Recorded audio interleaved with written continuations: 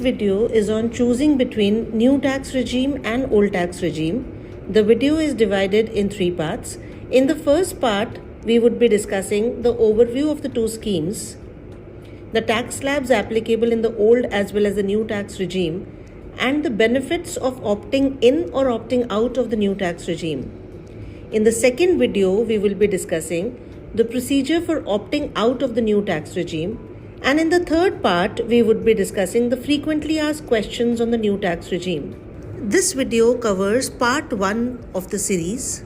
New tax regime was introduced for individuals and HUFs in Budget 2020. Income tax slabs were altered and taxpayers were offered concessional tax rates in the new regime. However, the concessional tax rates were offered with a condition that several exemptions and deductions otherwise available in the old tax regime will not be available in the new regime. In Budget 2023, the government focused on the new tax regime, making it more attractive for the taxpayers.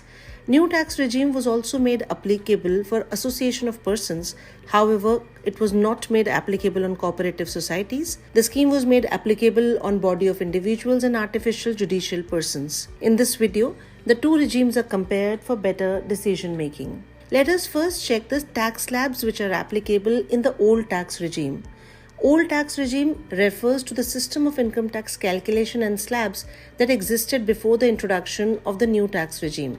In the old tax regime, individuals have the option to claim various deductions and exemptions to reduce their taxable income. This regime offers more than 70 deductions and exemptions. It may also be noted that the tax slabs also are divided into 3 parts. For individuals less than 60 years, association of persons, body of individuals and artificial judicial persons, the basic exemption limit is Rs 2,50,000. The second category is resident senior citizens between the age of 60 to 80 years, where the basic exemption limit is Rs 3 lakhs. The third category are resident super senior citizens of age 80 years and above, where the basic exemption limit is up to Rs 5 lakhs. Additionally, the tax rebate is also available up to Rs 12,500 for resident individuals if the total income does not exceed Rs 5 lakhs. Now let us see the tax rates which are applicable in the new tax regime for individuals, HUFs, association of persons, body of individuals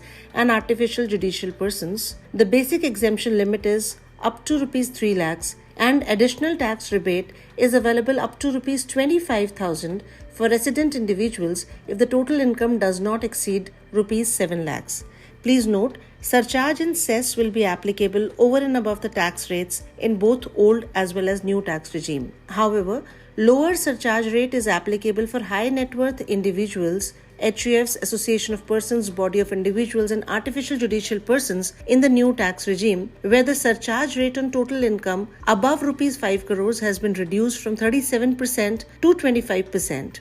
Therefore, the highest effective tax rate has been reduced from 42.74% to 39% in the new tax regime. Also, please note that the maximum rate of surcharge on income by way of dividend or income under the provisions of Section 111A, 112A and 115AD is restricted to 15%. Also, in case of an association of persons consisting of only companies as its members, the rate of surcharge on the amount of income tax is maximum at the rate of 15%. With effect from financial year 23-24, that is assessment year 24-25, the default tax regime has been changed to new tax regime. So if you want to file your return under the old tax regime by claiming all the deductions, exemptions and losses, then you have to file it within the due date. After the due date, you have to mandatorily file under the new tax regime by giving up on most of the deductions and exemptions and all losses. Let us now compare the deductions under the old tax regime vis-a-vis new regime for financial year 23-24. Under the old tax regime, there are various deductions like standard deduction from salary of Rs 50,000, leave travel allowance, Section 80TTA and Section 80TTB deduction of professional tax under Section 16(3), house rent allowance, exemptions for free food and beverages through vouchers, food coupons, etc. under Section 17, subsection 2, clause 8, deductions up to Rs 1.5 lakhs under Chapter 6A of the Income Tax Act, deduction under Section 80CCD subsection 2, deductions under Section 80CCD1B up to Rs 50,000, medical insurance premium under Section 80D, interest on home loan for self-occupied or vacant property, and set-off of losses under the head income from house property. However, if you compare it with the new tax regime, in the new tax regime, only standard deduction from salary up to Rs 50,000 is available, along with deductions under Section 80CCD2 for employers' contribution to employees' NPS account. Along with this, under the new tax regime, there are some more exemptions and deductions which are available. That is, transport allowance in case of a specially abled person, conveyance allowance received to meet conveyance expenditure incurred as a part of employment, any compensation received to meet the cost of travel on tour or transfer, daily allowance received to meet the ordinary regular charges or expenditure on account of absence from regular place of duty, perquisites for official purposes, exemption on voluntary retirement, Section 10, subsection 10C, gratuity under Section 10, subsection 10, and leave encashment under Section 10, subsection 10AA, interest on home loan on let-out property under Section 24, gifts up to Rs 50,000, deduction for employers' contribution to NPS account under Section 80CCD, subsection 2, deduction on additional employee cost under Section 80JJA. Budget 2023 has also introduced standard deduction of Rs 50,000 under the new tax regime and deduction of family pension income under Section 57(2)(a). Further, Budget 2023 has also introduced a deduction of amount paid or deposited in the Agniveer Corpus Fund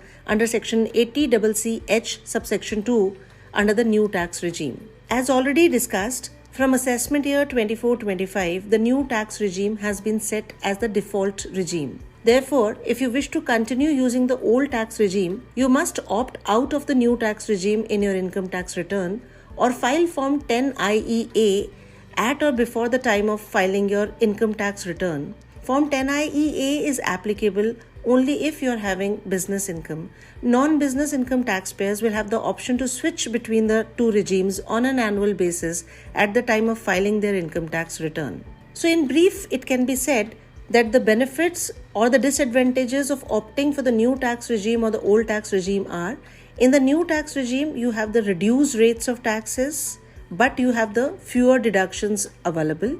In the old tax regime, you have the benefit of more than 70 exemptions and deductions. However, the disadvantage is that you have higher tax rates. Choosing between new tax regime and old tax regime is very easy.